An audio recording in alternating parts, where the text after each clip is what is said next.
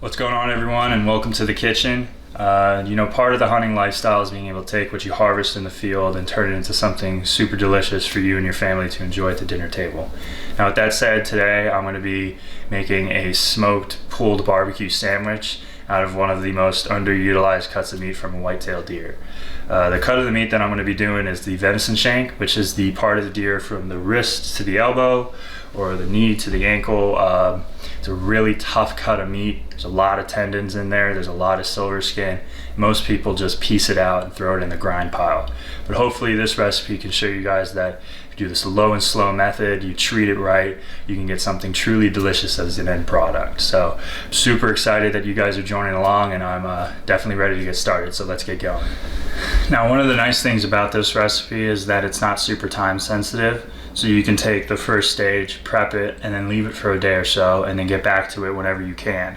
It's definitely not something that you have to be rushed for, and it's definitely something that you're not going to do in one day. So there's a lot of TLC that's needed with this cut of meat. So with that said, let's get started. The first part of the process is to take your cut of the venison shank and cut it into thirds. Once that was done, you need to prep your brine. For this, I did a really simple brine. There's a bunch of different recipes for brines out there that you guys can find, but for this one, I just used sugar, salt, pink curing salt, peppercorns, bay leaves, and then a lot of water. Combined it into a pot, brought it to a boil, and then set it outside to get chilled. Once it was down to room temperature, I poured it all into a container and then immersed the meat into the container. Make sure that you're covering the meat totally. You may have to add more water if you don't really do the math right, but the meat does need to be covered totally and then put into the fridge for anywhere from like 8 to 12 hours. I'd say a minimum of 4. For these, they were left overnight, and once they were brined nice and good, I took them out of the brine, set them in a tray, and then put them back in the fridge to dry for another 8 hours. Once all that's done, we get to this stage where we're at now. Now, the stage we're at here is right after the drying process. I took this out of the fridge a couple minutes ago, and as you can see, the meat is nice and colorized from that brine. It's penetrated into the meat, and it looks really good right now.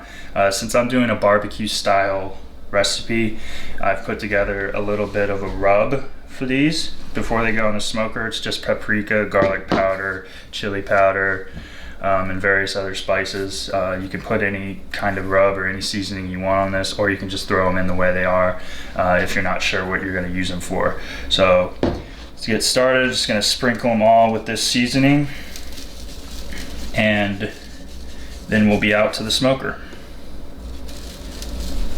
Alright, as you can see, these are now all totally covered in that seasoning mixture. They're looking and smelling delicious. And now the next step is to take them out to the smoker and get them in there.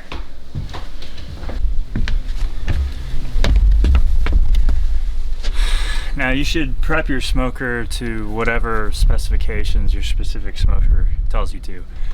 But for temp, I'm going to do this at 200 degrees. I'm using hickory wood, and soak the wood a little bit, and then also added in a tray of water in there to keep them moist. Now, we'll do this for about 4 hours. Now, it's important to note we're just doing this to inundate the meat with smoke. We're not trying to cook them completely in the smoker. If you did it long enough to cook these in here, you're gonna end up with a really dry piece of meat. So this is just to get that beautiful smoked flavor in it. It's not to cook them all the way. So let's just throw them in there.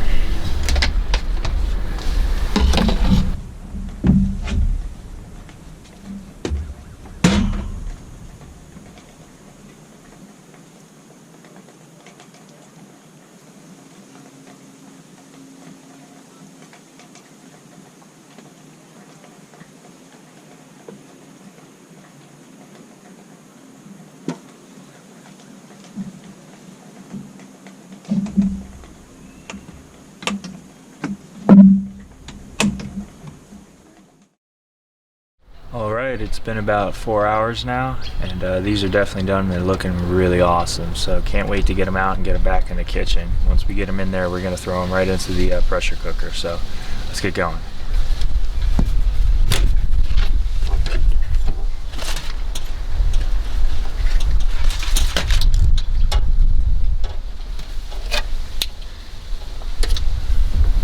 Alright, got these buggers out of the smoker. They're here in the counter and oof, they look good. They smell even better. I wish you guys could smell these.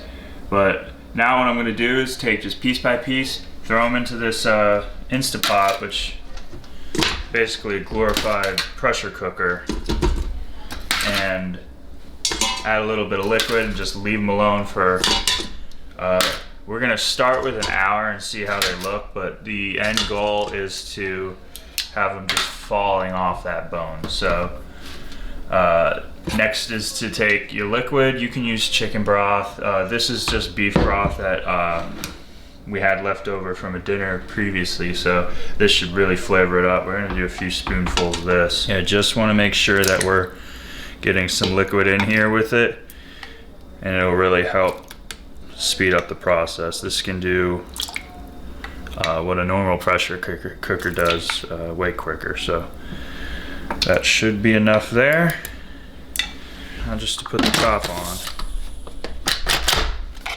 make sure you're sealed. Get her on, pressure cook 1 hour, let it go, and I will see you guys in 60 minutes. Alright, it's been about an hour now. The pressure cooker's finished up and it's totally decompressed, so get the top off this and just take the bones out of it. It should be pretty much fall off the bone tender. Yep, as you can see, this just falls right off the bone. So that's what I'll do. I'll start separating all this meat off of the bone and get back to you guys once all the bones out of here. Alright, so I got all the meat out. The bones are all out of it, so I'm just going to give it a real rough chop here so it's ready to just go on the sandwiches. Alright, that meat is all ready, and now we can assemble it all and finally eat it. Okay, getting the plate assembled here. Lightly toasted the bun. Just going to get a good portion of this. The color on this meat looks crazy good. Pile it on there.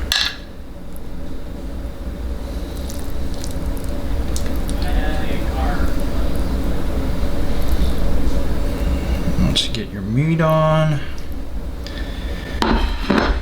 take barbecue sauce. I like a more vinegary barbecue sauce. Just drizzle it over the top. Nice and sloppy. Bun on top. Grab yourself pickles. Pickle on there. And that is a finished smoked venison shank barbecue sandwich. Can't wait to try this thing. Let me know if you guys try this. It's definitely something that's going to be tasty, so I can't wait to eat it. That's it for now, and thanks for tuning in, guys.